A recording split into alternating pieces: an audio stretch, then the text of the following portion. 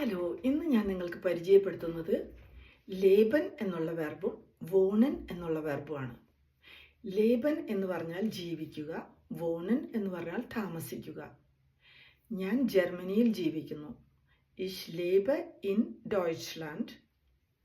ഞാൻ ബെർലിനിൽ താമസിക്കുന്നു. ഇഷ് വോണ് ഇൻ ബെർലിൻ.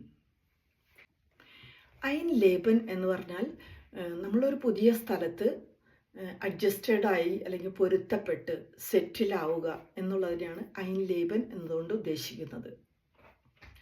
അവൻ അവൻ്റെ പുതിയ സ്കൂളിൽ പെട്ടെന്ന് സെറ്റിലായി എന്ന് പറയുന്നത് hat sich in seinen neuen Schule gut eingelebt.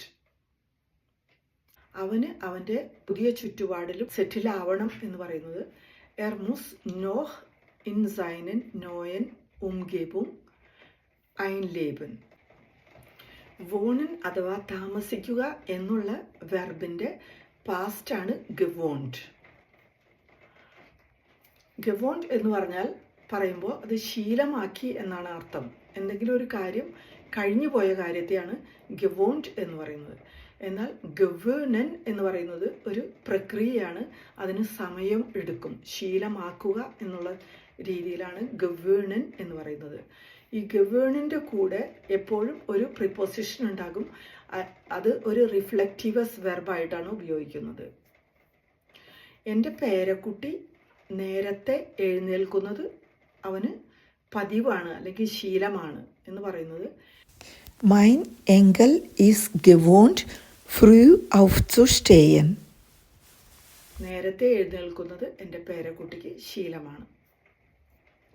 അല്ലെങ്കിൽ ഞാൻ സ്കൂളിൽ നിന്ന് കൊണ്ടുവരുന്നത് എൻ്റെ പേരക്കുട്ടിക്ക് ശീലമാകുന്നു എന്ന് പറയുന്നത് Mein Enkel ist gewohnt, dass ich ihn von der Schule abhole.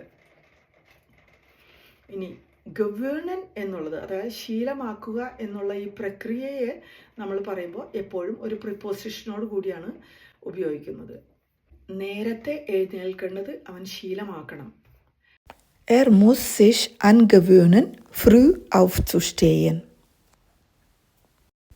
നീ ദിവസവും 2 ലിറ്ററെങ്കിലും വെള്ളം കുടിക്കുന്നത് ശീലമാക്കണം എന്നുള്ളത് എങ്ങനെ പറയാൻ നോക്കാം. Du musst dir angewöhnen, mindestens 2 Liter Wasser pro Tag zu trinken. Thank you.